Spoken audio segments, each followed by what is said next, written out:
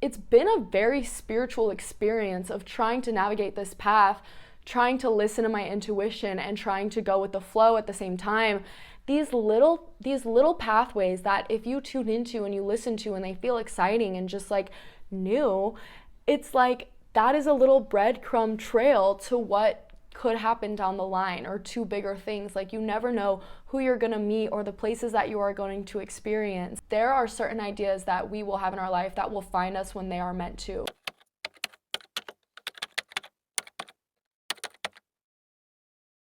Hello everyone, welcome back to Somehow. Is that an alarm or a bird? I literally can't tell. But welcome back to Somehow.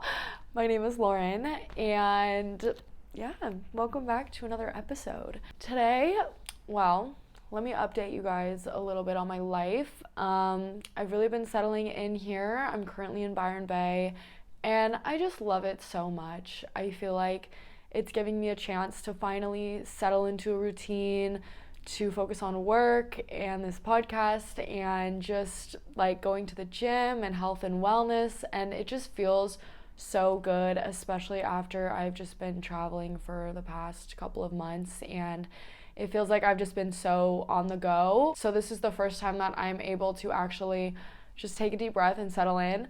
I had a little situation happen last week with my car. Where I'm working right now, I am working at a natural disaster site for my 88 days for my visa. And we're working in the mud, we're pulling weeds, we're, replanting and, mulching and things like that. And last week, I think I accidentally left my car key in my pocket, and I think, we still don't know, but I think it fell out when I was working, and we went to leave and it was just gone. And I don't have a spare, and it's a rental car. We searched the premises for like an hour. Like, we retraced our steps, we were going through the mud, and we think it's at the bottom of like this huge pile of like branches and weeds and stuff that we pulled. So I just don't think I'm getting it back. So I didn't have a car for a couple days, which was okay because I was like getting rides from people to go. But yeah, it was a whole thing because then, I had to call Hertz, and then I was also talking to tow truck companies who were saying that they couldn't get to where it was parked because it was on a tight, windy road over this small bridge. And then my car was also parked in like this muddy dirt patch. So they were like, we can't even tow it. So I was just like running out of options of what to do. And finally Hertz got a tow truck company to come out and do it, which they didn't even tell me, low key. I literally pulled up to work and I was walking there, I was walking down the road, and the tow truck guy just comes, and it's like the car on the back of the truck. So I waved him down. Sorry, there's incense also. But I waved him down and I was like, wait, that's my car. I was shocked, but I was so happy because it was this just for days. I was talking to Hertz, talking to locksmiths, talking to, tow trucks and whatever. So I literally just got in his car with him, drove to the Gold Coast, drove to Hertz where we picked up the car, and then luckily I paid the insurance fee, so I didn't have to pay a dime. So period. But we drove to the Gold Coast, and then I just got a new car, which was just amazing. So it worked. But it was such a fever dream because I was going to work. I had my muddy boots on. I had my clothes on, which is full of mud because I just reuse the same clothes because I'm not going to wash them every single day. But I was just there. I just looked a little crazy, it was nice people coming off of their flights. And then it's just me at Hertz, with nothing but my phone. So yeah. It was interesting, and then I just had to wait for roadside assistance to come open the car so I could get my stuff. But anyways, it ended up working out, so we're back. I feel so much more put together. I have my car again.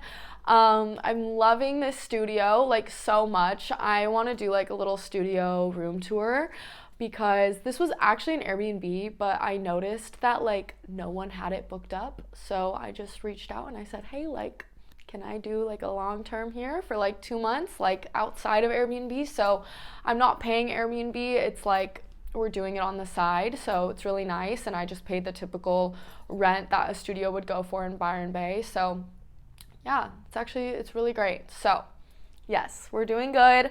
We're doing better. Those are all of my little updates. So yeah. Now let's get to today's topic, okay? So for today, I want to talk about your inner compass, okay? Because I am so bad with decisions. Like, I struggle a lot with decision making. When it comes to big long-term decisions, I will get to that, but that's its own separate process for me. And then even on little day-to-day decisions, it's like I'm also still working on just not overthinking it and not like being so worried about these little things that I have to do later or what time I'm going to do this or when I'm going to do that, and just making decisions like, overthinking them because there's really no point to it. So I'm also working on that process for myself as well. But so let's rewind here. I really learned this lesson back when I graduated from university, because the last couple of months of my university, I was so like, I don't know what to do. I don't know what to do with my life. I don't know where to go. I don't know where to move. I was living in San Francisco at the time and just going to school. And I knew graduation was coming up and I was like, I don't want to work corporate. I don't want to like the 9 to 5 just sounded awful, right? And like, I also studied abroad in college. So I knew that I loved Australia. When I was leaving Australia at that time, I was like, I will be back, mark my words. Like, that was always my plan. The second I left was like, okay, I know that like once I graduate, I'm coming back at some point in my 20s. So literally like that was the only like dream that I had for my 20s. Like, there were still options that I was considering, like different places in California and like maybe other countries in Europe that would be cool to like go explore for a bit, but like I just didn't know what to do next. And I remember just overthinking it so much, like writing out pros and cons, writing out all of my options, just trying to be so analytical about it. But I was just being so analytical about it to the point where like my brain hurt and I was just sick of thinking about it all the time. And honestly, at first, I chose the safe route. I chose the route that honestly sounded boring, but like less risk attached to it, because obviously moving to Australia, I don't know a single person. I don't know what I would be doing there. I don't know where I would be working. I don't know where I would be living. Like, there was so many unknowns with that decision. So at first I was like, I'm staying in San Francisco. Like, I'm going to stay, I'm going to work, I'm going to find a place to live. But I soon realized that the job market sucked, and every single job, first off, was so competitive. I was in marketing, so, and I was competing with everyone from my school that was also graduating.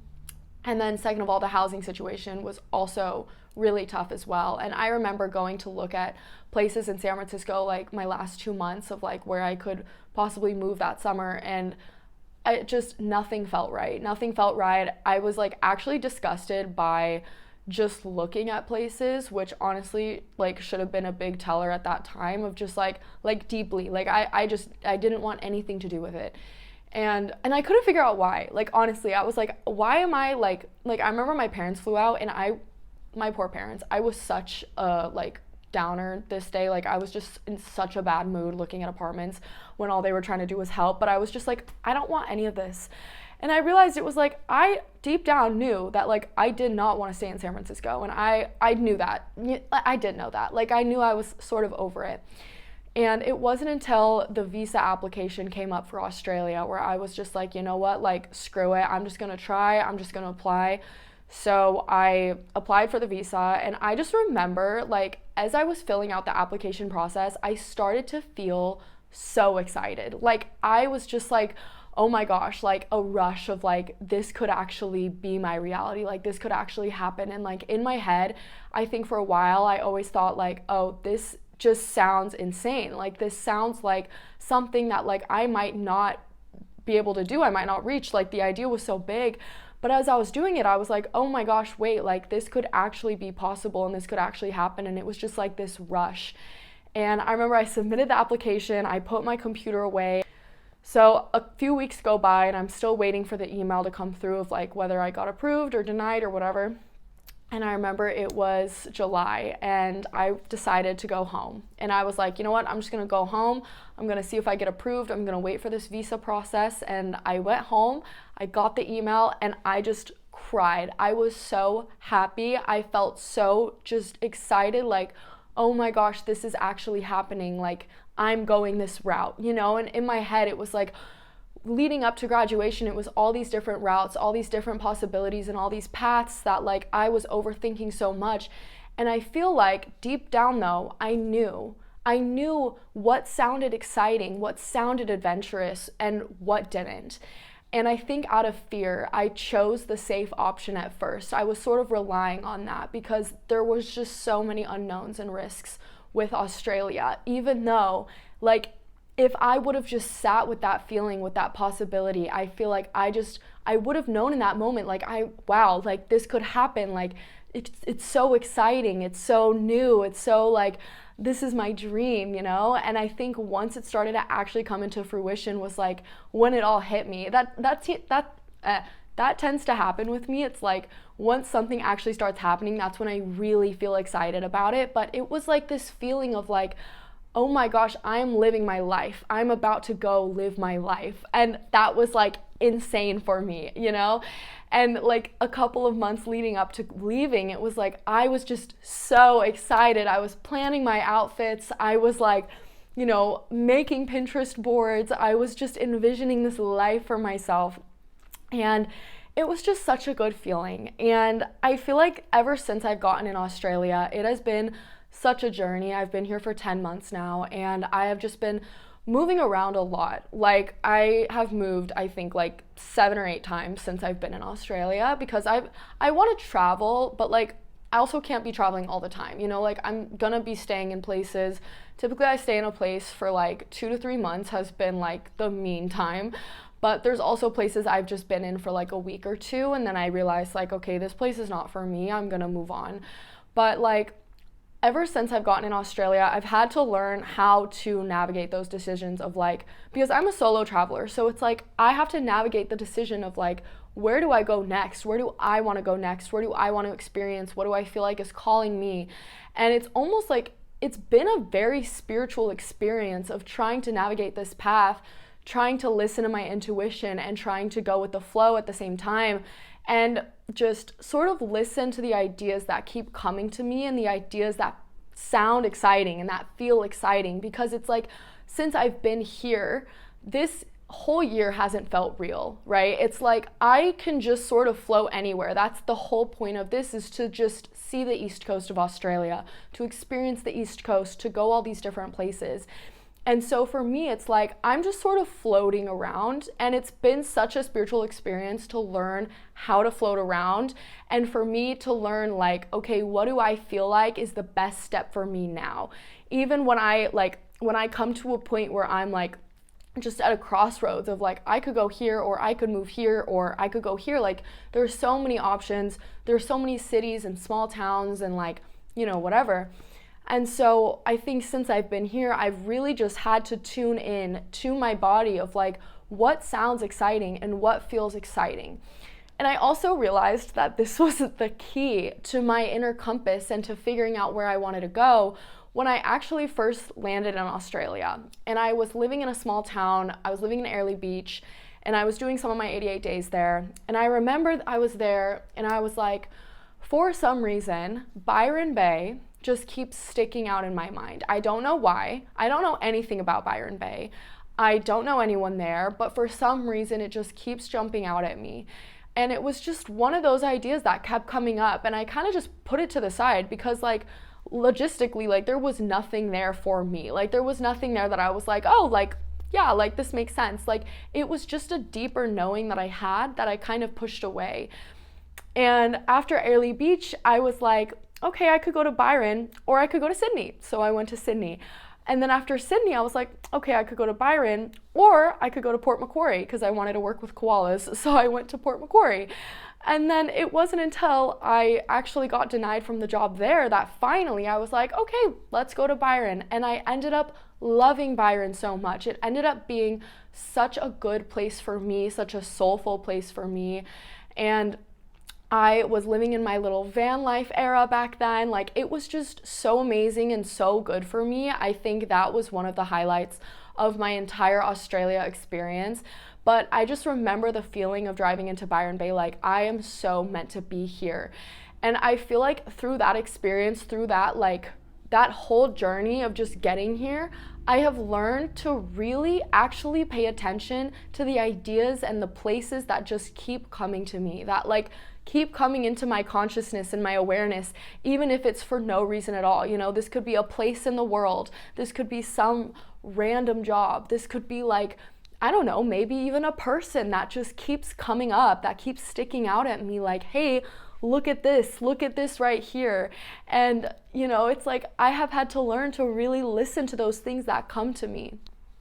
And I want to talk about a book because I was reading this book called The Creative Act, and it's like a spiritual book about creativity. And it basically says that all of us have how do I explain this? All of us are creative beings, but it's like you have to be able to tap into that creativity. It's like you have to like sort of have the antenna and just the sensitivity to tap into the ideas and like the things that you just pick up naturally. And, you know, it's like you sort of have to have a sensitivity for it. But, you know, it was also saying that, actually, I have quotes. Okay, so this is The Creative Act by Rick Rubin. And here's a quote: "There's a time for certain ideas to arrive, and they find a way to express themselves through us." So he's talking about, you know, like creative ideas in this sense, but I also think that, and maybe he talks about this in the book as well, but I really believe that this relates to like people and places and jobs as well. Like there are certain ideas that we will have in our life that will find us when they are meant to. And in the book, he talks about like as creative ideas, they find us when they need someone to express them. Like those ideas arrive when they are ready to be expressed and lived out. So for example, me with this podcast, I started just randomly getting this idea like 2 years ago, and I just never actually did it, but the idea just kept coming back to me. And it actually wasn't until I picked up this book that I was just like, okay, wow, like this might be something that's waiting for me to just express it, or that's just, you know, maybe it's just like this little bridge between me and my inner world that needs to be expressed for whoever needs to hear it. I like that. So that's sort of like, that was the first quote. The second quote is, "There are tiny fragments of the vastness of source stored within us. These precious wisps arise from the unconscious like vapor and condense to form a thought or an idea." So I feel like this just talks about too, like how the ideas can sometimes just come out of nowhere. The things that stick out to us, they just come out of nowhere. But the book explains that like there, you know, from a spiritual lens, there's a piece of source within us all, a piece of God, a piece of the divine, or whatever it is, that's almost sort of giving you these clues and these, you know, little directions that might sound like, you know, why does this keep coming up? But it's like a little trail to follow, or they're things that you need to pay attention to. And so I think for me, like, even with, you know, when I was first studying abroad, I, you know, chose the Sydney program honestly for no reason. I was originally going to Italy for my first semester of abroad, and then London for my second semester. And then actually, like randomly one day I was like, wait, I don't want to go to London. This was after like I got accepted, after, you know, whatever. And I was like, wait, it's so gloomy. I'm already going to be in Europe. Like I might as well change. And then I just saw Sydney and I was like, it just really stuck out to me out of the list of places I could go. I was like, oh, that makes sense. Like, let's just go here. And it was like, there wasn't really an explanation behind it, but like, if I hadn't made that choice then, I wouldn't be where I am now. So I feel like it's like these little pathways that if you tune into and you listen to and they feel exciting and just like new, it's like, that is a little breadcrumb trail to what could happen down the line, or to bigger things. Like you never know who you're gonna meet or the places that you are going to experience. And I feel like that's a really important point to note as well. It's like one thing that I really learned when I first got to Australia, because sometimes it can just feel very directionless. Like I'm here and I'm learning all this stuff and I know that like it's serving me so well, but there are also times where I'm like, what is this all for? And where am I actually going? And, I've had little freak out moments of like, how is this going to benefit me in my career when I'm working these, hospitality jobs after I just got a degree? And it's like, okay, but I've had to learn that like actually life is not about an end goal. It's about the experience and just being here and being present and getting to experience this place, getting to experience this life, getting to experience the different people that I meet on the road, and not really becoming too attached to it, but just experiencing it and being here. And like even making this video, it's like the experience of making this video, of making this podcast, of putting it out online, and learning how to sort of detach from that. And I'm kind of getting a little bit off topic, but it really is all about an experience. And I feel like that's just what life is for. And so I think it's just important to pay attention to like the dreams that you want to experience and just going for it, because it's actually not as, sometimes I feel like ideas can feel so big, right? And if they're like this huge end goal that you have for yourself, sure, it might take a while to get there, but it's like focus on the journey as well. Like, again, what do you want to experience, and what is that journey going to look like for you? So this is sort of getting a little bit more spiritual as well, but human design, okay? And this is something that I feel like a lot of people don't really like. It's sort of like astrology, but it's not astrology, basically. It's like human design. You know what? Let me read you human design. I'm on Google AI overview, okay? Do I have to cite that? I don't even know. Human design is a modern self-discovery and personality system that acts as an energetic blueprint for your life. So if you look up your human design chart, like you can get it for free online, but you just like put in your birthday, your birth time, and it gives you like this whole chart of like these different systems that you have within yourself. But I think it's so interesting because it kind of tells you about like how you move, how you make certain decisions in your life, and what areas you're really good with and what areas are sort of blocked a little bit in your body or whatever. And so, but there's one part of it called your inner authority. It's basically your unique way of making decisions. So, and the whole premises of it is like your mind is not the driver. Your mind shouldn't be the driver. Your inner knowing should be the driver. Your inner, like that gut feeling, that intuition, and the way that you process things and make that decision, like that is where you should be making your decisions based out of. So mine is emotional authority. So for me, it's like I have to wait for clarity to just come through. Like at first, when I have a decision that I have to make, especially in the long term, I have to wait it out.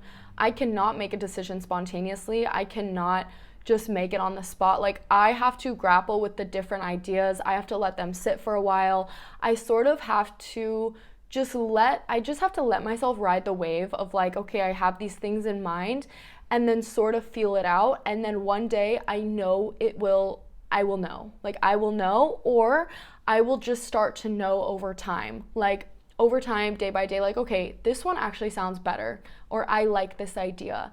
And so like for me with long-term decisions, like in August, my visa is up. So I know I have to leave Australia, or I could just start my next year right away. And it's like, I don't know what I'm going to do. I don't know if I'm going to go home. I don't know if I'm going to stay in Australia. I don't know if I'm going to go to another country. And so it's like, I know that I have a big decision that I need to make, but right now I just don't know, and that's okay. And I'm not going to sit here and overthink it. I'm not going to sit here and like, worry about it. It's like, I know that I will know when it's approaching.